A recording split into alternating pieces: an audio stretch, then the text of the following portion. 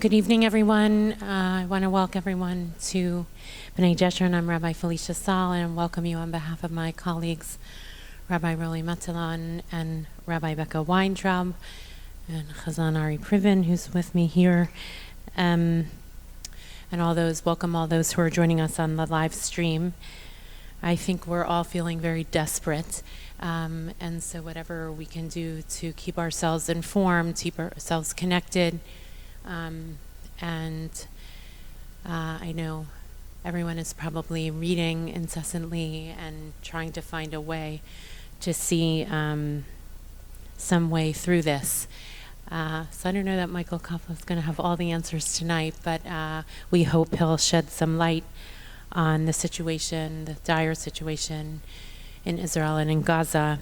I wanted to open with some words of Torah, since whenever we feel desperate or where we feel searching, or whenever we're in a shul, we want to hear words of Torah. At least that's my game, at least.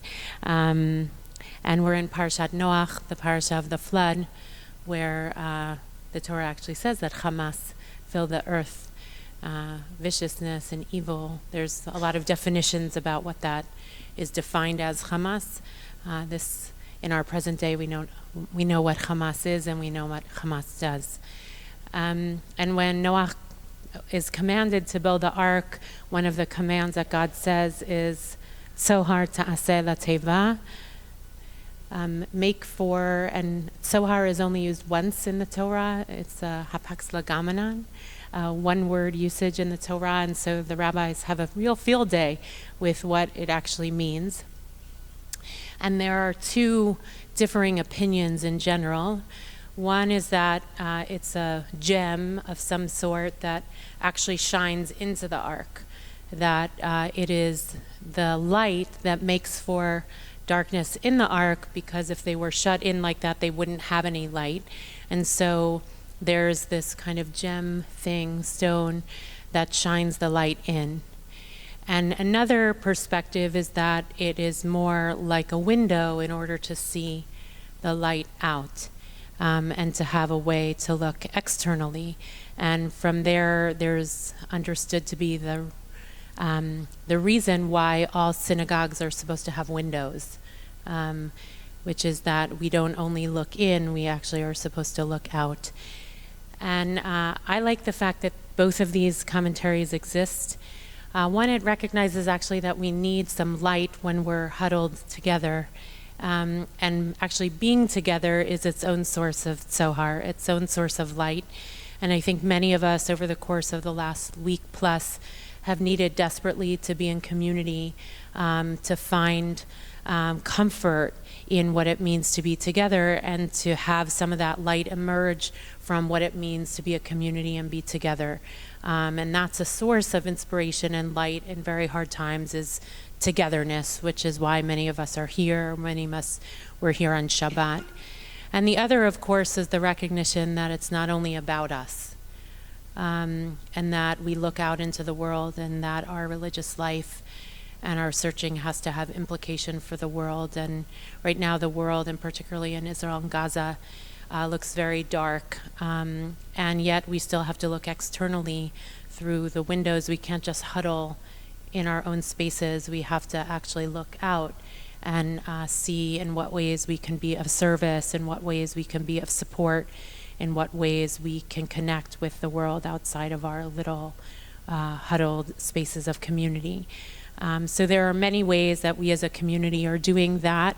And tonight is one way for us to just feel like we can get a more lay of the land of what's happening. Obviously, things are changing very rapidly on the ground, and we're very pleased to have Michael Koplow, the Chief Policy Officer at Israel Policy Forum, with us.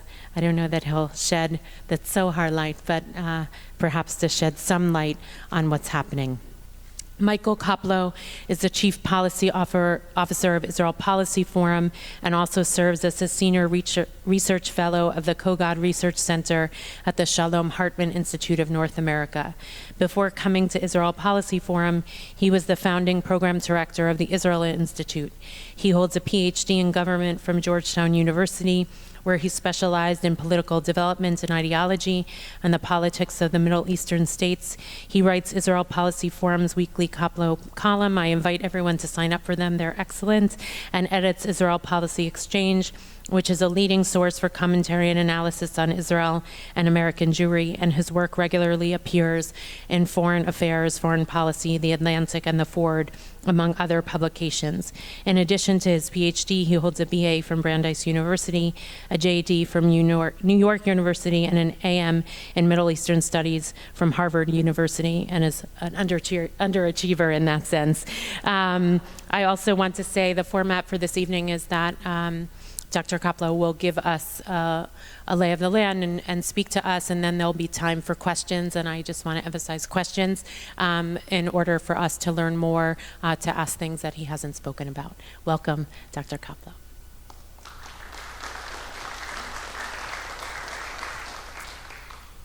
Thank you, Rabbi Felicia. Okay. Hi, everybody. Good to be here. I wish it were under different circumstances. This has obviously been a difficult couple of weeks, certainly for Israelis and for Israel, and I think for Palestinians as well. And it's been a difficult week for American Jews. And I can actually remember the last time I felt something like this.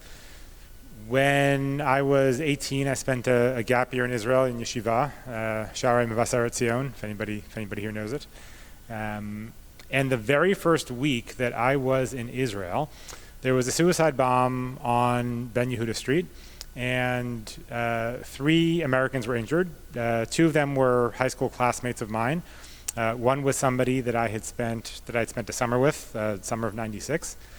And I remember at the time thinking, even though it was pre-Second Intifada, this was September 1998. But I remember thinking at the time that everything seemed in chaos. Everything seemed topsy-turvy. I didn't have a good way of really putting it into context. And I think that not only for Israelis, but for many American Jews, we're feeling the same thing right now. Many of us have very deep connections to Israel and have friends there, have family there, have colleagues there. I have all of them. I have my brother-in-law and sister-in-law and their 5 kids who live in Beit Shemesh, and I have an aunt and uncle in Ma'ale Adumim. I have cousins scattered all over Israel. Too many friends and colleagues to count. And I think that all of us feel that something is very different now than it was 10 days ago. This doesn't seem like the normal type of terrorism or challenge that Israel has faced. And I want to talk a bit about what's going on and maybe sort of start in the middle in terms of the situation right now as it is, what Israel is facing in the very short term in terms of the challenge from Gaza, and how it's going to impact Israeli security in the here and now. And then maybe zoom out a bit and talk a little bit about how things are going to upend the Israeli-Palestinian conflict, how things are going to upend the region, and perhaps a bit about what it means for the American Jewish community and its relation to Israel. Hopefully I'll do all of that in a timely fashion, and we'll be able to have some questions. So let me start with what we're seeing right in front of us in terms of Israel's challenge. What happened on October 7th was shocking to many Israelis for a variety of reasons. One of them was simply the scale of what happened. By this point, I'm sure everybody has heard the various ways in which this can be put into context. What it would be if it was equivalent of the U.S., how many 9/11s it is, the fact that more Jews were killed on October 7th than on any day since the Holocaust. We've heard all of these. I don't need to belabor them. But it's not simply the scale of what Israelis went through on October 7th. It's also that from a security perspective, Israel's security doctrine for the past 15 years, since Hamas took over Gaza, in a little bit more than 15 years, since Hamas took over Gaza in 2007, has been this idea that Hamas in Gaza was containable and then at some point contained. And the idea was that because Hamas was in charge of running Gaza and the 2.3 million Palestinians who live there, Hamas had some sort of incentive not to do something that would upend the Israeli-Palestinian conflict entirely. And I think everybody has been used to the exchanges of rockets coming from Gaza, for a period incendiary balloons coming from Gaza, the Israeli response with airstrikes. Sometimes it would last 3 days. In 2014, during Tzuk Eitan, Protective Edge, it lasted 51 days. But generally, the formula was well known. And Israelis across the board, with very few exceptions. I can tell you I spend more time talking to Israeli security folks than almost anybody else in this country, I'd wager. And across the board, this was the consensus in the Israeli security establishment. There were a few voices who thought otherwise, but they were very few and far between. And so this came as a shock to Israelis, not just because of the scale of it, but because it wasn't something that anybody was prepared for. Nobody thought that this was something that was even really possible, and caught Israel by surprise. And what we're seeing now is a challenge on Israel's part in terms of a response. And it's not because anyone in Israel has any illusions anymore about Hamas or what Hamas is capable of or what will happen if Hamas is allowed to remain in power in Gaza. It's because effectively overnight, Israel has had to shift from this idea that you could contain Hamas with an array of technological solutions on the Gaza border to now determining that Israel is going to have to go into Gaza in a way that it really hasn't before and do something that is many steps farther than what it has contemplated in the past. What's interesting is that the Israeli government has still not said outright what its goals are for the coming operation against Hamas. There are a number of ways in which this can go. The maximal way in which this can go would be for Israel to remove Hamas entirely from the Gaza Strip. That will involve weeks, if not months, not only of airstrikes, but of ground troops. I'd say that the plausible, minimal way in which this can go is not necessarily removing Hamas entirely from the Gaza Strip, but destroying its military capabilities thoroughly so that if it were to ever rearm itself, it would take a decade at a minimum. At the moment, the Israeli cabinet has actually not even said it will go that far. It's talked about eliminating Hamas's military and political leadership. I think they're likely to go farther than that. But I think we can sense, if we see what's going on, this difficulty for the Israeli government and for the IDF in terms of figuring out now how to pivot and what to do. And the military challenge here isn't just about deciding what to do. There are a couple of other challenges that I think are ahead of Israel. One of those challenges is going in knowing exactly what it will entail and doing it anyway. And what I mean by that is that as opposed to 10 days ago when Israel was surprised in a scary way, at the moment the IDF knows exactly what it's going to be facing in Gaza, or at least it knows the parameters of what it's going to be facing in Gaza. Because Hamas has an entire underground city of bunkers and tunnels and weapons workshops. It's mostly underneath Gaza City, which is the northern Gaza Strip, but it's not only underneath Gaza City. And Israel knows going in that when it sends ground troops, and I say when because I think this is probably inevitable, those troops are going to face an enormous amount of resistance. And it's very likely that part of Hamas's rationale in the attack on October 7th was to lay this specific trap for the IDF, understanding how costly it will be. I think that Israel is going to do it anyway, but that doesn't mean that it doesn't cause great difficulties, because there are questions about how long you continue airstrikes before you actually go in with ground troops.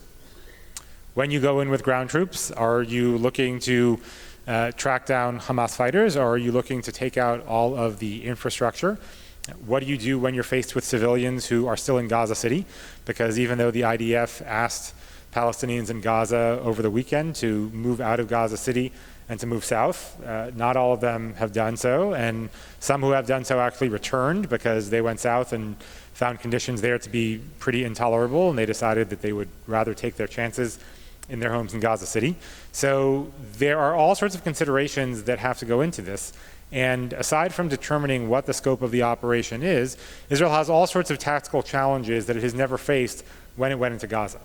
2 times before, Israel has sent ground troops into Gaza.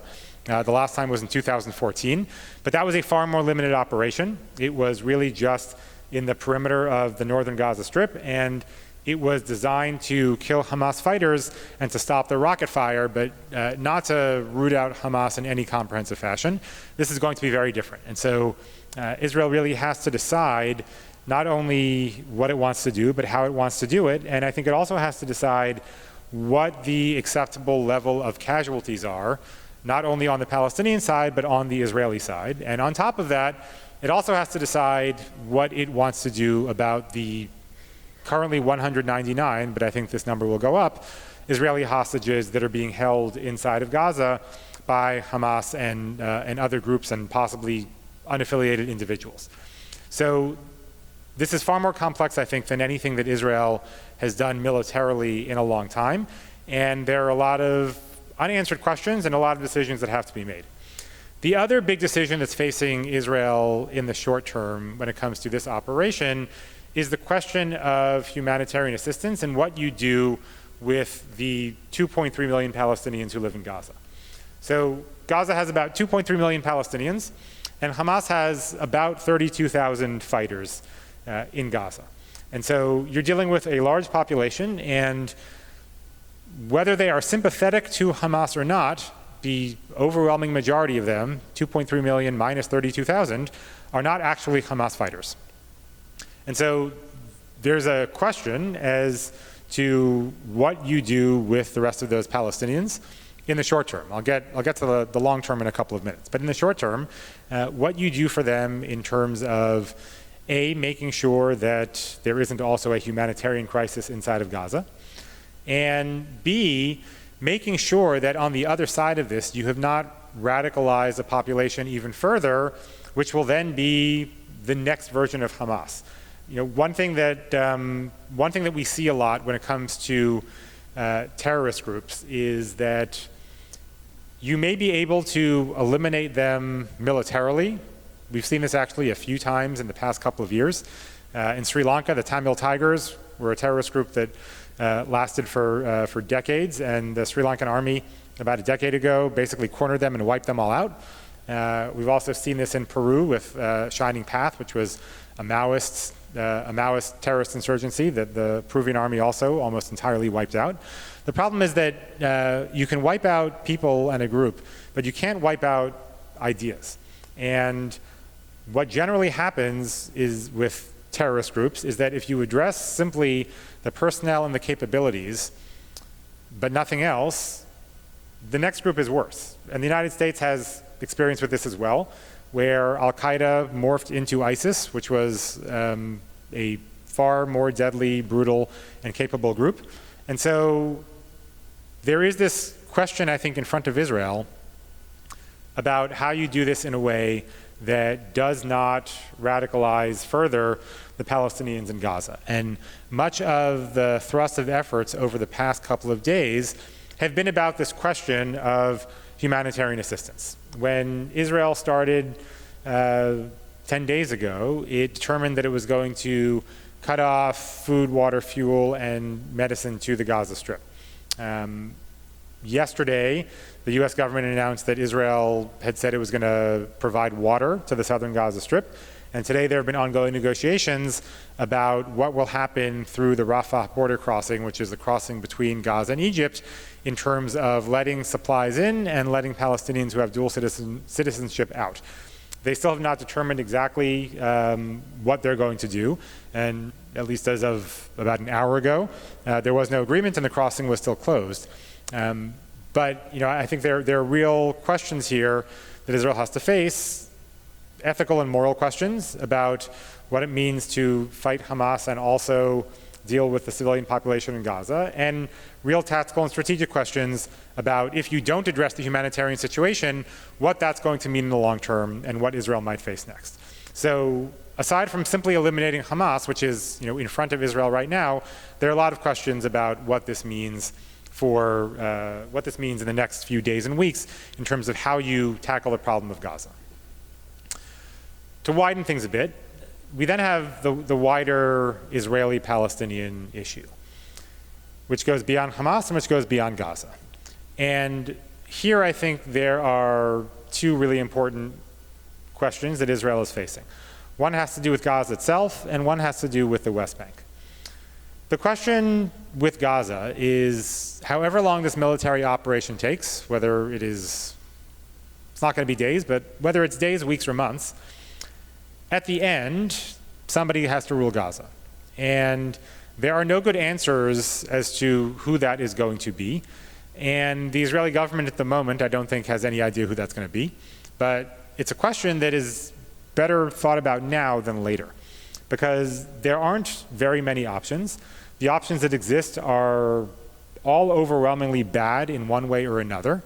And when we think about what it means for the trajectory of the Israeli-Palestinian conflict, the answer to this question obviously matters a great deal.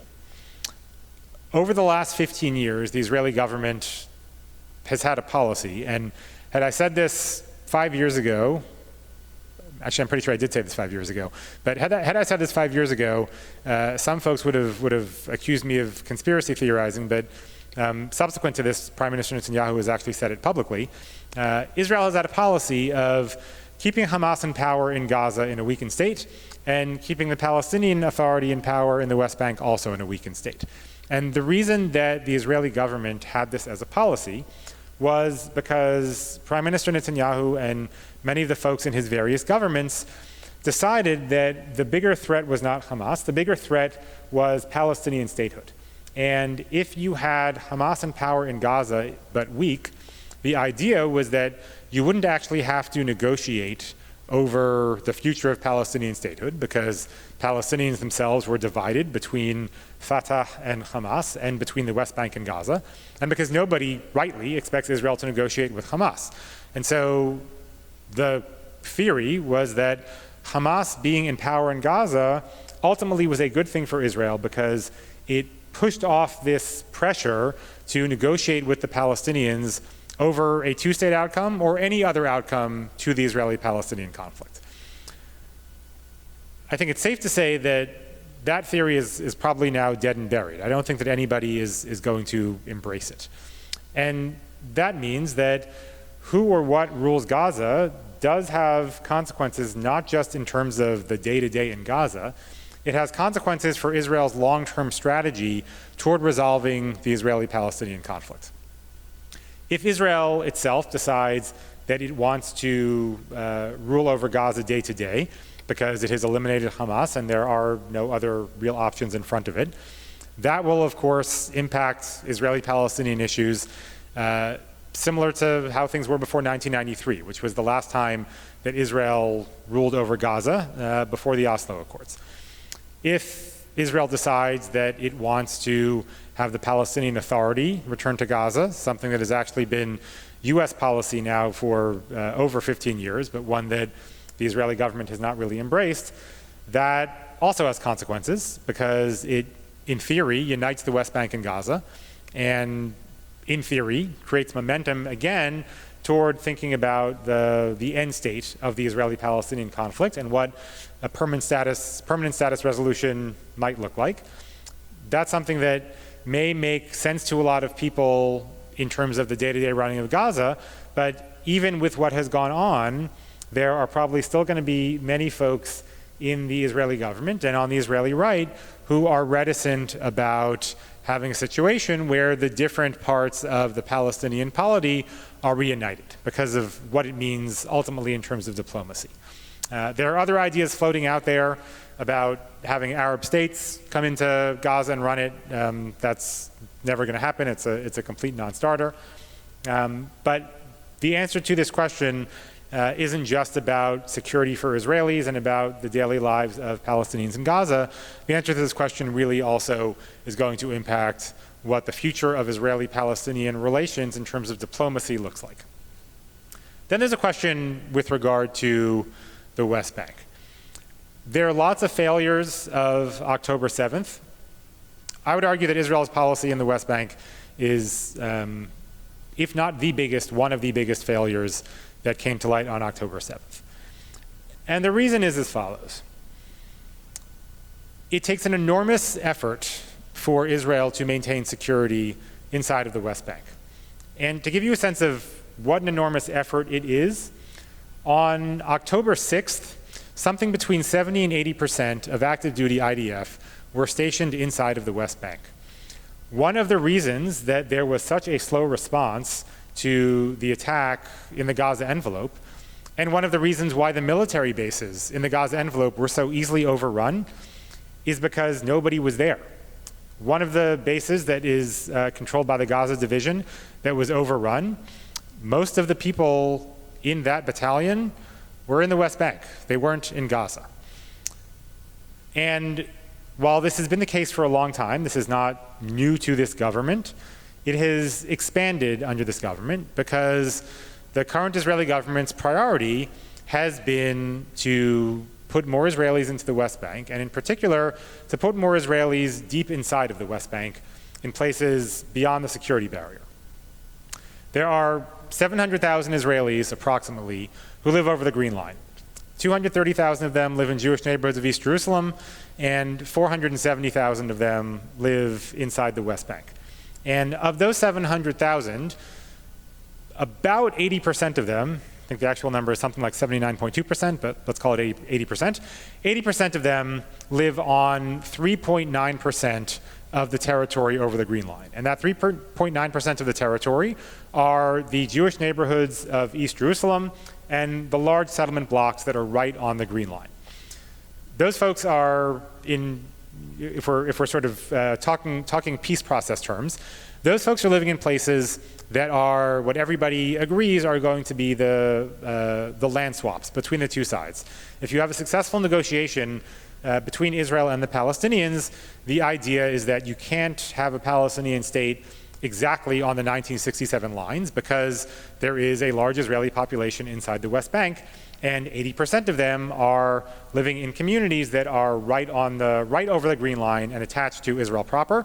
And so the idea is you take that 4% in any negotiation, that becomes part of Israel proper. Israel gives 4% of Israel to the Palestinians as part of a Palestinian state, and everybody is made whole. But you still have the 20% of Israelis who are living well beyond that 3.9%, deep inside the West Bank. And under Prime Minister Netanyahu, not just the current government that's been in power for 10 months, but really since 2009, approximately 75% of all new Israeli construction has taken place outside of this 4%, beyond the security barrier, deep inside the West Bank.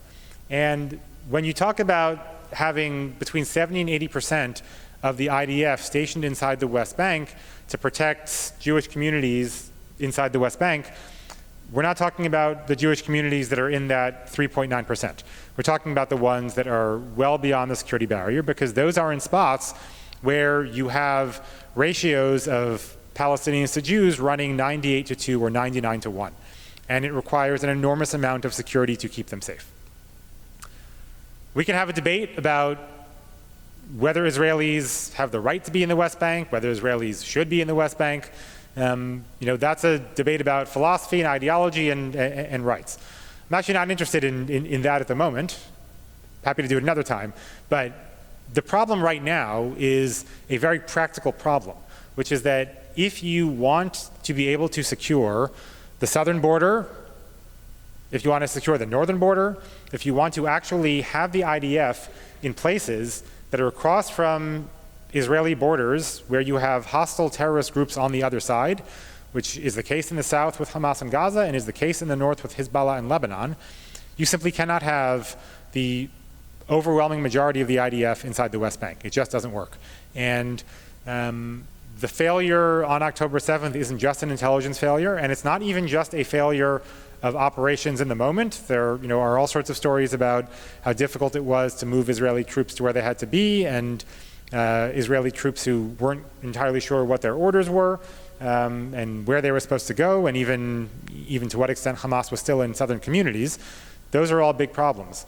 But in many ways, the heart of it is the fact that Israeli governments have made an active decision to deploy the IDF in huge numbers inside the West Bank, and it is a result of a policy of putting more and more Israelis deep inside the West Bank beyond the security barrier. And so this too involves a choice, and what Israel decides going forward in terms of trying to limit the number of people that are living deep inside the West Bank, or continuing to incentivize and encourage people to go deep inside the West Bank, is going to have an impact not only on the West Bank, but has a real impact on Israeli security writ large.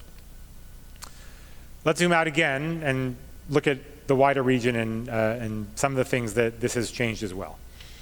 So for starters, we have the issue of whether this is going to jump from Gaza to another front, and that other front could be the northern front with Hezbollah. It also could be the West Bank. It also could be East Jerusalem. The worst case scenario will be all four, but let's deal with the northern front for now, because that's the one that is going to impact the immediate change in regional picture. Israelis, for a long time, and particularly in the security establishment, have been expecting an attack across the Israeli border involving rockets and involving infiltrators who were going to take over Israeli communities and try to kill as many Israelis as possible and try to kidnap as many as possible and bring them back over the border. That attack was always expected to come from Hezbollah in the north, not from Hamas in the south. This is something that, if you talk to Israeli security professionals, has been at the top of almost everybody's list of worries now for nearly 10 years. And over the past few months, one of the big concerns is that there has been a lot of increased activity from Hezbollah in the north. This is not just in the last 10 days in response. People may recall that a few months ago, a Hezbollah fighter infiltrated from Lebanon into Israel, planted a roadside bomb by Megiddo, and when the IDF caught up to the guy, he was in a car filled with explosives and automatic weapons. In addition, Hezbollah has for months now been probing the border. There are two Hezbollah tents that were set up on Har Dov, which is across the blue line in recognized Israeli territory, but in territory that Hezbollah claims is actually Lebanese. These two tents were pitched months ago. For some reason, it actually took the IDF a few weeks to realize they were there. But Hezbollah has been pushing the envelope. And if Hezbollah gets involved now and opens up a second front in the north, what Israelis will be facing are rockets, but unlike rockets from Gaza, it's a much larger amount. Hezbollah is estimated to have 150,000 rockets and missiles. These are guided rockets and missiles, and they can cover the entirety of Israel, all the way down to Eilat, as opposed to Hamas rockets, which are largely crude. About half of the rockets that get shot from Gaza in any type of exchange end up falling either in the ocean or back into Gaza or in open spaces. Hezbollah's rockets are not those types. They're the types that can, hit a target within a foot or two of accuracy. And we're talking about a much larger fighting force that has been training for infiltrations openly for over a decade. So the thrust of U.S. efforts has been about deterring Hezbollah from opening up a northern front. It's why the U.S. has sent 2 aircraft carrier strike groups to the Eastern Mediterranean. It's why we've seen multiple warnings from President Biden and Secretary Blinken and Secretary Austin, all but saying to Hezbollah, directly in name, don't open up another front. And the thrust of U.S. efforts there is for good reason. But if indeed Hezbollah does open up a northern front, that obviously is going to escalate the conflict with Iran in a major way. Iran is the funder and supporter and trainer, not only of Hezbollah, of Hamas as well, but there's a much tighter relationship between Iran and Hezbollah than there is between Iran and Hamas. Hamas has a different set of calculations. Hezbollah does as well, but they tend to be much more responsive to Iran. And in many ways, Hezbollah was set up by Iran as the ultimate deterrent against an Israeli strike on Iran. The idea being that if you have this enormous force with such huge rocket capabilities on Israel's northern border, then the threat is always hanging over Israel's head that if Israel strikes at Iran, that's when Hezbollah will be activated and will be sent into Israel. Now, I think there's an open question as to, and I don't have the answer to this, as to whether Hezbollah is still going to be held out for that eventuality, whether Iran doesn't want to, quote unquote, waste Hezbollah at the moment, because if Hezbollah opens up a northern front and gets into a war with Israel and ultimately Israel wins, which I think is relatively certain, then that removes Iran's most effective deterrent against Israel. Or if Iran views this as an opportunity to use Hezbollah to strike at Israel while it is still reeling from the attack in the south and while many of its forces are still engaged in the south and will be for months. So, this really is a question that I don't think anybody has a good answer to. I'll add another element to this, which is that if Hezbollah does indeed strike, and that could indeed ignite an Israeli strike on Iran, and then a much wider regional battle, I think that there's also a possibility that if Hezbollah does get involved and Israel destroys Hezbollah, that if Iran viewed Hezbollah as its ultimate deterrent, and Hezbollah is gone, there is another deterrent that Iran may try, which is instead of being a nuclear threshold state, actually being a nuclear state. So the impact of what happens here may not just be about Israel and Hezbollah and the Lebanese border. I think it also may have a real impact on Iran's nuclear calculations and Iran's nuclear capabilities, depending on how this unfolds. And when we look at the region, we're not just now talking about Israel and Iran. There is, of course, the wider question, which was really, I think, consuming everybody for months before this, about regional normalization, both what has already happened with the Abraham Accords and the potential for a regional agreement between Israel and Saudi Arabia. And obviously what happened on October 7th complicates this in a real way. And I fear that it's not just about the short term. In the short term, the optic of Israel fighting in Gaza and the optic of increasing Palestinian casualties, and those casualties are going to increase, I think, inevitably at a pretty quick rate, obviously makes it much more difficult for countries in the region to engage with Israel in the same way. Already, we're seeing some pressure on particularly Morocco, but the UAE and Bahrain as well, to halt or suspend its relations with Israel as a result of what's taking place in Gaza. We've seen a variety of statements from other states in the region that do not have normalized relations with Israel, but that do have relations with Israel in one form or another, from Saudi Arabia to Qatar, where they've issued statements that have been as harsh as anything you would have seen 5 years ago, 10 years ago, 20 years ago. And the idea that these countries are going to be able to sort of brush this off and proceed with normalization apace in the wake of very large Palestinian deaths in Gaza, I think it's difficult to see that happening. But there's also not just the angle of sort of the optics and what it does to domestic politics in these countries. There is also the Iran calculation here, because while Israel and the Gulf states all view Iran as a threat, their threat perception is not the same, and their prescription for dealing with it is also not the same. Israel takes a much more hawkish and military approach to Iran for all sorts of understandable reasons, whereas countries like the UAE and Saudi Arabia and Bahrain certainly are not fans of Iran. They don't view Iran as being a good actor in the region, but their approach to Iran is not a military one. It is effectively buying the Iranians off. The reason that there has been, over the last year, this wave of restored relations between Gulf states and Iran has been because the Gulf states see this as a very different sort of thing.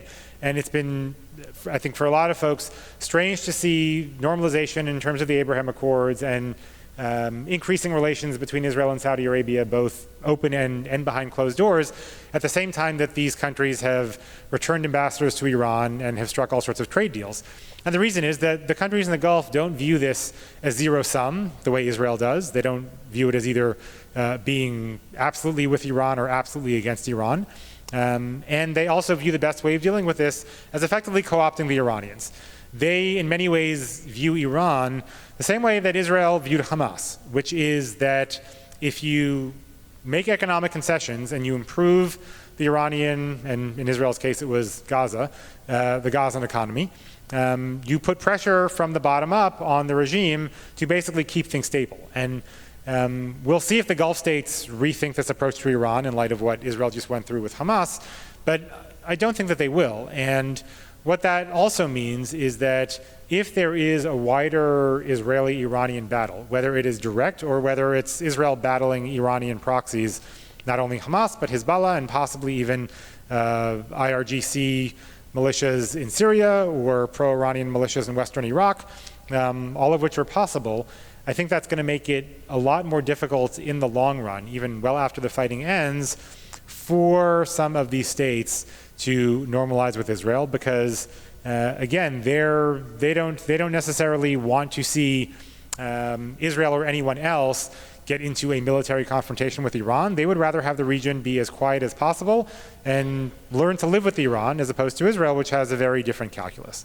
So I think there are a lot of ways in which this is going to upend the regional architecture as well, and the notion of Israel and Sunni states steadily building a regional alliance that looks like it is built to contain Iran, I think is still likely a goal, but it's going to be it was always tough, but I think it's going to be even tougher now, easier said than done in the wake of what may happen if the fighting widens. And then lastly, so I want to make sure I have time for questions. Lastly, I want to say something quick about the American-Jewish relationship with Israel in the wake of this. Over the past 10 months, at least from my vantage point, the American-Jewish relationship with Israel was transformed in a real way. Part of it is because American Jews saw Israelis out in the streets protesting the government, and for many American Jews and for many American Jewish organizations that have always felt uncomfortable criticizing any Israeli government, in some ways this almost was a permission slip. And we've seen statements from American Jewish organizations about internal Israeli affairs that I don't think we have ever seen before, certainly not in my lifetime or in my memory. And American Jews as well, I think, have felt more comfortable speaking out against some of the actions of the Israeli government in the context of the judicial overhaul. In addition, and this I've seen with my own eyes, many American Jews who felt disillusioned with Israeli policies, because American Jews tend to have very different politics than Israelis, and certainly different politics than the types of Israeli governments that have been in power for the last couple of decades. American Jews who have felt either disillusioned or apathetic toward Israel as a result of these policy differences, for the first time in a long time, have seen something in Israel that they feel that they can identify with. And I've seen it in conversations with American Jews over the last 10 months here. I've seen it literally watching it unfold before my eyes, being at protests in Jerusalem and Tel Aviv with American Jews on the ground, who get there and say that they feel more Zionists at these protests than they have felt in decades. And so we've already been undergoing this shift in the relationship between American Jews and Israel. And now we almost have, I think, this whiplash where, much like Israelis who all of a sudden have dropped the protests and have come together, despite the fact that if you look at the polling over the last 10 days, the Israeli government is even less popular now than it was before. I've seen, I think only one poll has been done on the outcome of the Knesset if you had an election today. Today, Likud holds 32 seats, and Benny Gantz's National Unity Party, Hamachaneh Hamamlachti in Hebrew, has 12 seats. The poll that was done a few days ago shows that if you had an election now, Benny Gantz would go from 12 to 41, and Likud would go from 32 to 19. So, not to underestimate just how devastating this episode has been for the Israeli government. Despite that, we've seen an incredible display of unity from Israelis, not only from Benny Gantz and his party going into the government, but from the protest movements that have transformed effectively into civil defense organizations overnight. Here, among American Jews as well, there was all sorts of opposition to the Israeli government, and in the last 10 days, American Jews as well have come together to really support Israel, support the effort, support Israel's right to defend itself. We've seen all sorts of ways in which we don't, as a community, feel that we're getting the support that we need or should have from the outside world. And I'm honestly not sure yet how this whiplash moment is going to play out. I know how it's going to play out in Israel. In Israel, when this is done, this government is also done. Prime Minister Netanyahu, I think, is the only person left who doesn't realize that his political career is over. But it is indeed over. Whereas here, I honestly don't know ultimately what the reaction is going to be if the deep reticence that we have right now to criticize what Israel is doing or to countenance criticism of what Israel is doing, if that's going to sort of keep up, given the trauma that Israelis have gone through, or if when this is done, American Jews are going to pick up the different posture that they had adopted really over the 10 months of this government. Actually, I'd be curious to hear people's thoughts on what you think, but I'm not entirely sure myself. But I do think, in whatever the case may be, this is going to change the relationship between American Jews and Israel. I wrote something a week ago that I think in many ways this puts us back to a pre-1967 mentality, where for the first time we actually have real concerns about whether Israel will be able to get through this. It will, but Israel went through a shock and a trauma that I don't think, certainly Israelis didn't expect, and I don't think that we here expected either. And so to think that everything's going to just revert to the pathway that it was before in a pre-October 7th world, I don't think is right. And it certainly bears watching on this side of the ocean too, to see what the trends will be, and whether this impacts the American-Jewish relationship to Israel in a way that we can foresee or in ways that are completely unexpected. So with that, I am happy to take any questions that people have. Thank you, Michael. I just want to ask a question because I'm sure people are thinking about this. Is you mentioned the 199 hostages. I'm kind of curious what you think is possible there or not. So Israel has a history of negotiating for hostages. The last time this happened, and perhaps the most well-known episode, was when Israel traded over 1,000 Palestinians in Israeli prisons for Gilad Shalit, who had been captured alive and held by Hamas inside of Gaza. I think that there are a few ways now in which it's difficult for me to imagine a similar trade happening. One is that Hamas didn't just come in and abduct 199 or more Israelis. It also killed 1,300 of them. And those 1,300 Israelis are still sitting in body bags out in fields and piled up in storage containers, and some of them still have not been identified because their bodies are so badly charred that they can't lift DNA from them. I think given that, it's going to be very difficult for any Israeli government to say, we're going to negotiate for the hostages and we'll sort of forget about the rest. It's just, I think, nearly impossible. Second, Israel's goals at the moment, because of the slaughter, are not necessarily to secure the hostages' return. The main goal is to either destroy Hamas militarily or get rid of it in Gaza entirely. And that, whatever the specific goal is, it's certainly incongruent with negotiating with Hamas and letting Hamas prisoners out of Israeli prisons. And then third, one of the people who was released in the Gilad Shalit deal is a guy named Yahya Sinwar, who is the head of Hamas in Gaza and is one of the two people who is most responsible for what happened on October 7th. And I think that also makes it difficult, given that there really is a direct line between the last hostage release to what happened inside of Israel. So it's difficult for me to see negotiations happening, certainly in any large scale, for all of them. You know, I think there's a world in which a few weeks from now, maybe there's some sort of limited prisoner exchange for Israeli women, children, elderly, injured who are being held hostage. But Israel has rejected a deal like that just yesterday that the Qataris had reportedly secured. So, you know, if something like that happens, it's going to be a while.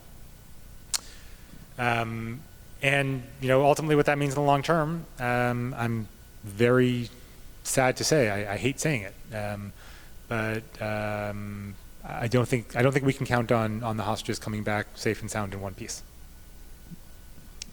Thanks, Michael. So I'm going to say it again. We're really hoping for questions.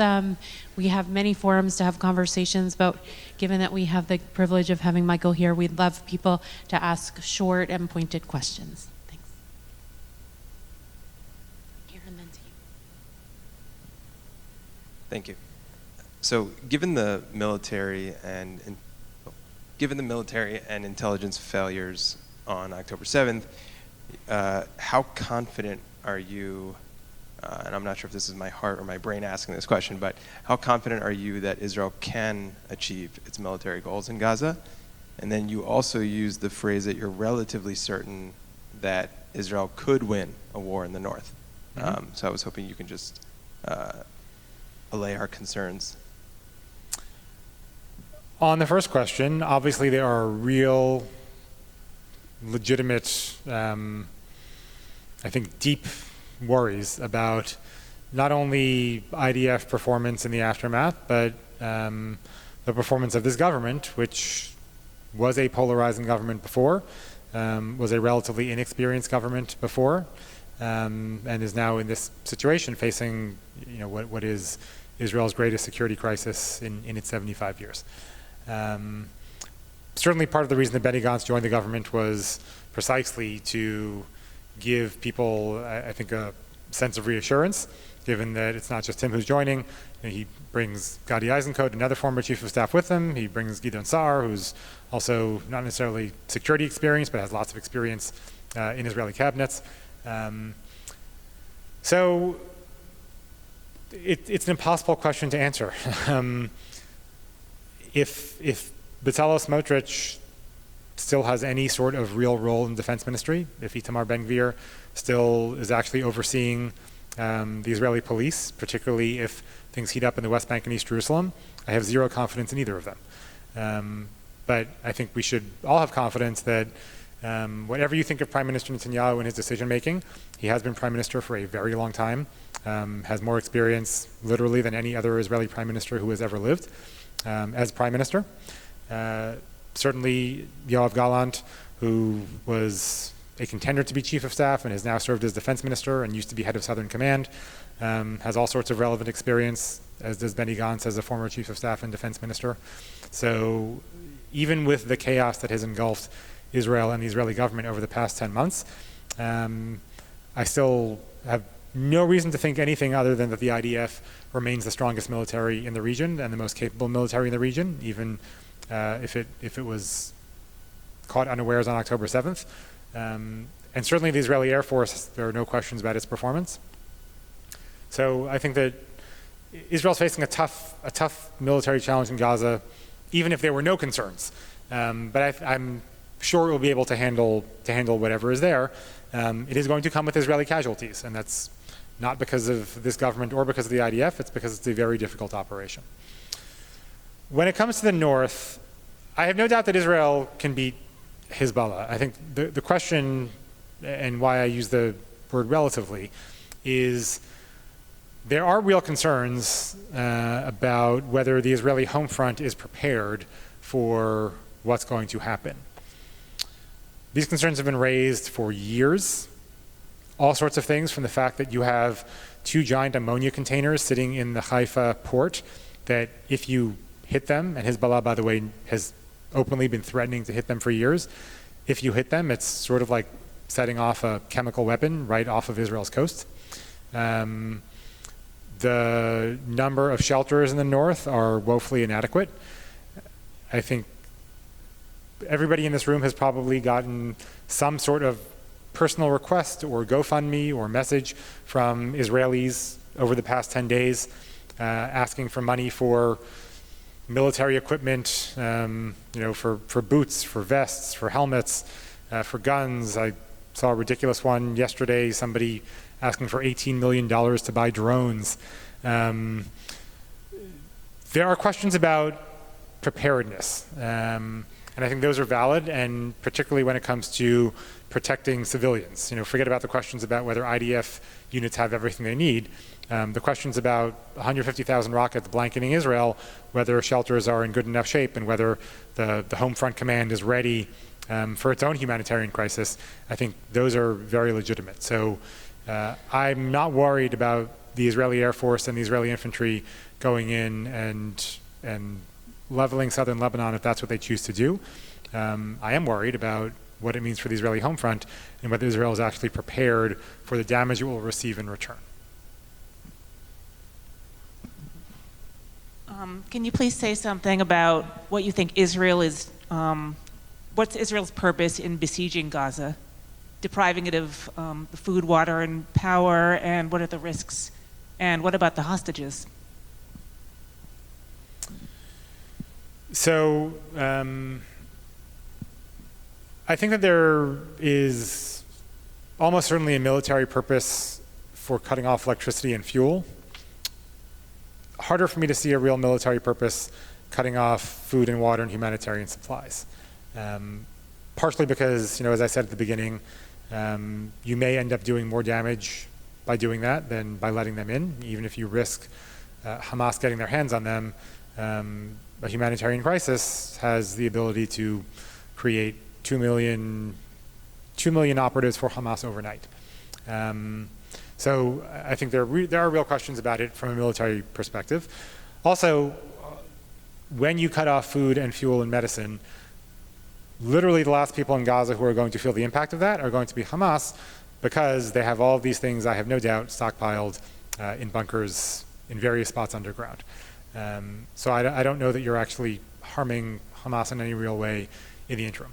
And we've already seen Israel start to roll back some of these things, whether it be announcing that it will be restoring water to southern Gaza, or whether it be negotiating over a humanitarian corridor for supplies in and for people out through the Rafa crossing. So I don't see a military purpose, and I wish, and I wrote this today, I wish that Israel had started at this point, because Israel had a huge advantage here that it has never had in any other battle with Hamas in terms of PR, which is that people, including folks who aren't usually shocked by what happens to Israelis, were shocked by Israelis. And I think that Israel had more support than it's ever had going in, and even aside from the ethical and moral questions about cutting off humanitarian supplies to Gaza, I think it was not smart from just a pure tactical perspective.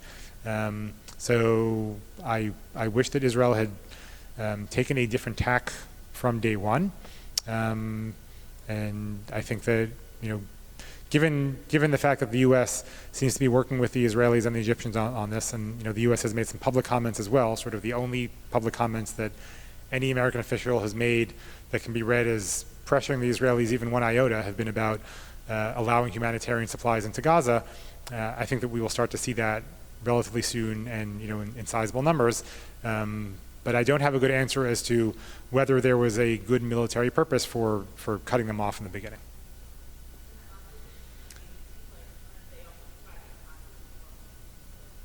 Maybe, maybe not. If you assume that the hostages are with Hamas and Hamas wants to keep them alive to trade them, and Hamas has supplies of their own, there was a couple of hours ago the first proof of life video that Hamas issued of I think a 23-year-old Israeli woman from Shoham, and while I'm sure she's not actually being treated well, she had the appearance of being treated well, and I'm sure that Hamas has food and water to give to the hostages should they so choose to do so.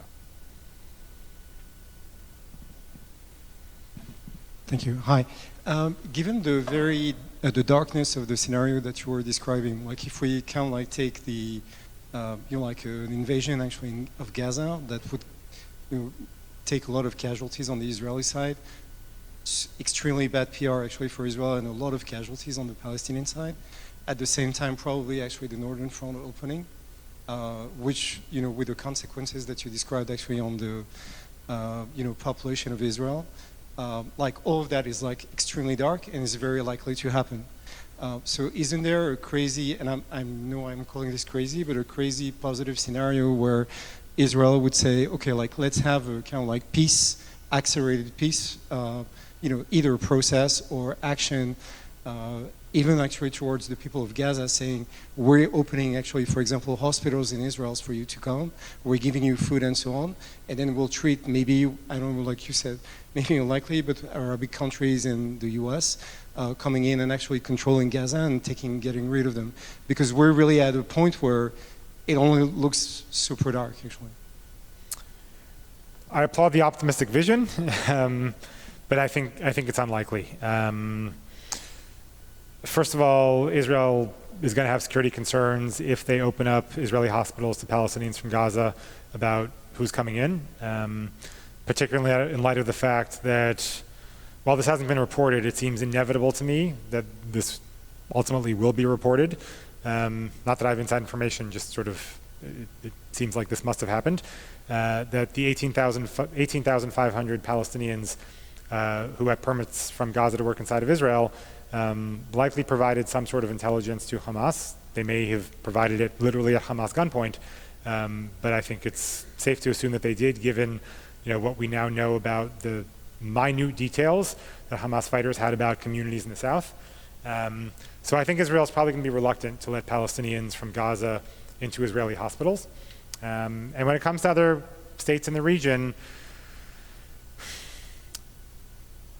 we've seen all sorts of ways in which other states in the region pay a lot of lip service to the Palestinian cause, but aren't terribly interested in getting deeply enmeshed in it. And I think that particularly now, given the complications in Gaza, they're going to be even less likely to want to get enmeshed in it. And it's just hard for me to see how the Saudis or the Emiratis or really anybody is going to view it in their direct interests or even advantage to come and be part of running Gaza. I think that when the dust clears, perhaps, and I shouldn't say perhaps, I think likely that they will donate funds for reconstruction, but it's hard for me to see them accepting a more expansive role than that. I have two questions. One of which is what role does Israel really play on the southern gate, which is controlled by Egypt, and why are they taking the blame for all the screw-ups that are happening at the southern gate? They don't control the gate. And the second point is, I believe that Israel will militarily crush whatever exists in Gaza, but what do you see as an option afterwards? So on the first question, Israel has hit the Rafa gate with airstrikes, I think 4 times over the last 10 days. So that's the reason. Certainly Israel doesn't control the gate, but they disabled it. And on the second part, the only viable option that exists at the moment, and I say viable with some trepidation, is the Palestinian Authority returning to Gaza. Israel cannot control Gaza on a day-to-day basis. You can't let Hamas do it. No other outside parties coming in to do it. And that leaves the Palestinian Authority. Now, there are all sorts of problems with the Palestinian Authority. There are all sorts of complications with getting them into Gaza. Perhaps the most pressing one being that no Palestinian leader is going to agree to return to Gaza literally on the back of an Israeli tank. It's just not possible. So if the PA is going to return to Gaza as they were before 2007, it's going to require all sorts of prep. It's going to require doing it in a way that the PA does not look like they are Israeli collaborators. And let's not forget, the PA was pushed out of Gaza in 2007 by Hamas. So I think there are also questions about if the PA returns to Gaza, whether it can actually hold Gaza.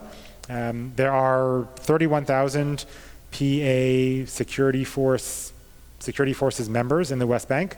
Those 31,000 are needed in the West Bank. You can't just pick them up and send them to Gaza as a security force. So I think there are all sorts of logistical questions, practical questions, philosophical questions about whether this can be done. But I don't see an alternative. The alternative, honestly, is complete chaos and anarchy, and that's not actually an alternative. So, I hope that folks in Israel are devoting a lot of thinking as to what will happen on the day after. As I said, I think that the PA is the option that makes the most sense, even if it doesn't make, normative sense. But I hope that people are figuring it out now, because if you wait to figure it out, you're going to have a real problem.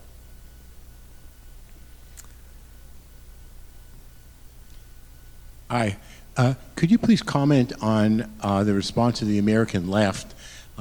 Who's been cheering for Hamas and who's appalled by what they did? And has there been any change in their response over 10 days? And if you could especially focus on what's happening on the campuses. Thank you. Yeah. I have been gravely disappointed by the response from not all, but some of the American left.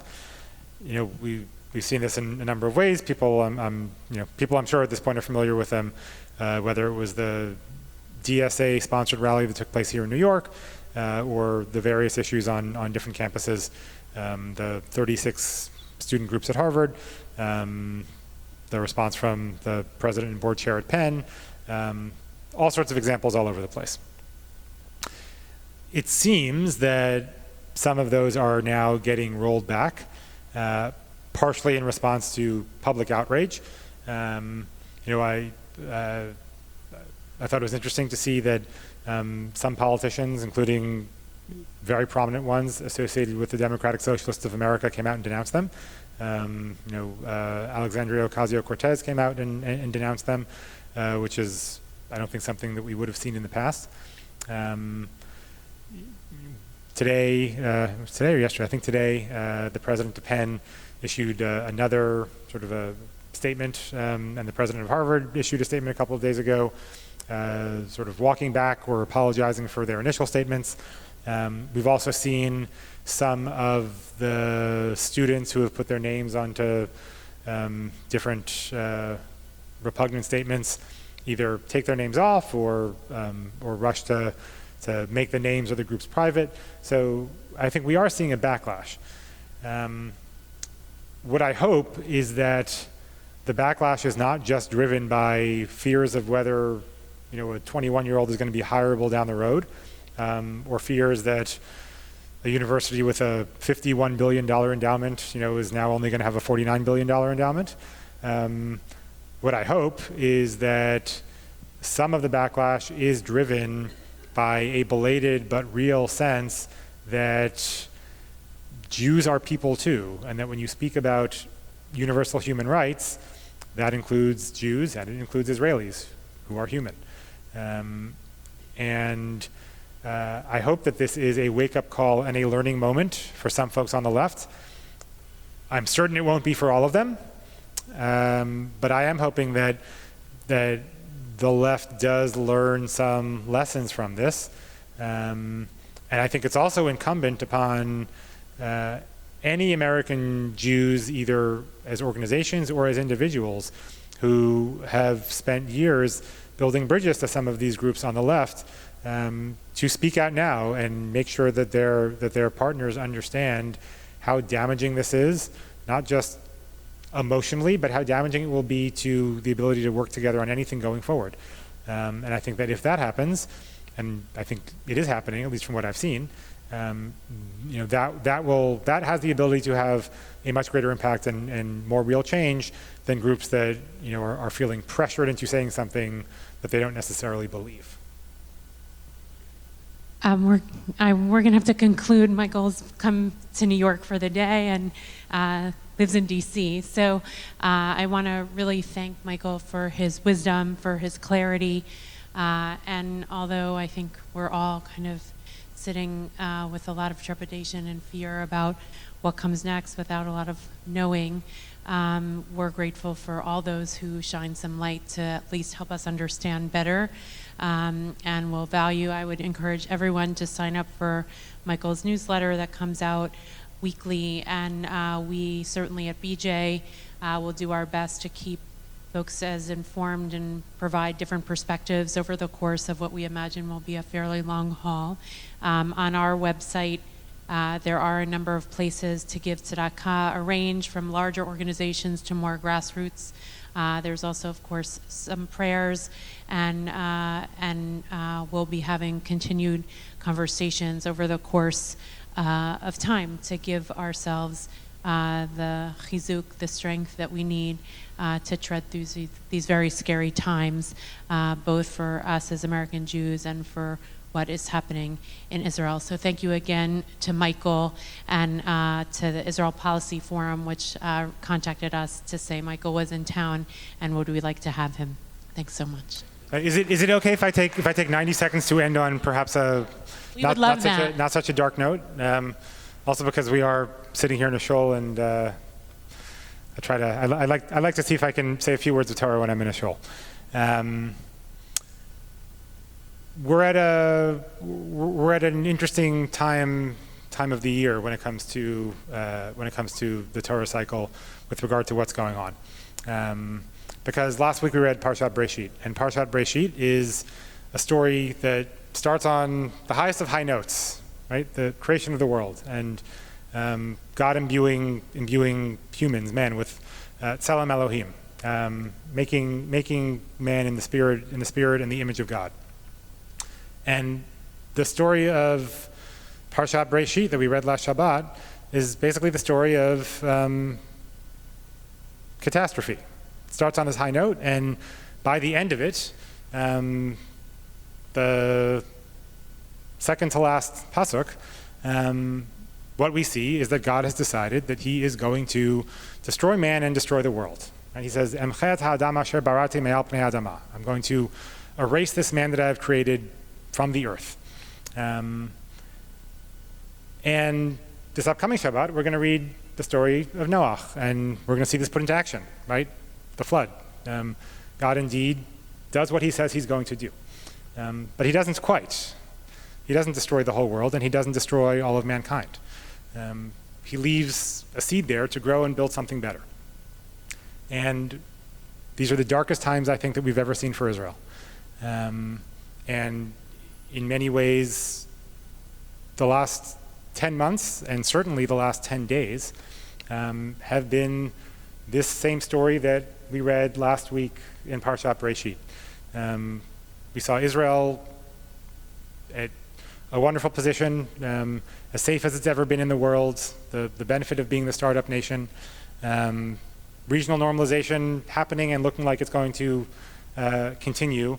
And all of a sudden, Israel has been brought to its lowest point and its darkest point. And I think it's important to remember that even if things seem very dark right now, much like last week's Parsha, we will get to this week's Parsha, and Israel will get through it, and whatever happens on the other side will be as good and as beautiful in its own way. And while Israel thankfully will not be destroyed down to its last person and have to rebuild in quite the same way, it will have to rebuild, and hopefully we as American Jews can be part of that process and help Israel in its journey. So with that, Thank you, everyone. Thank you.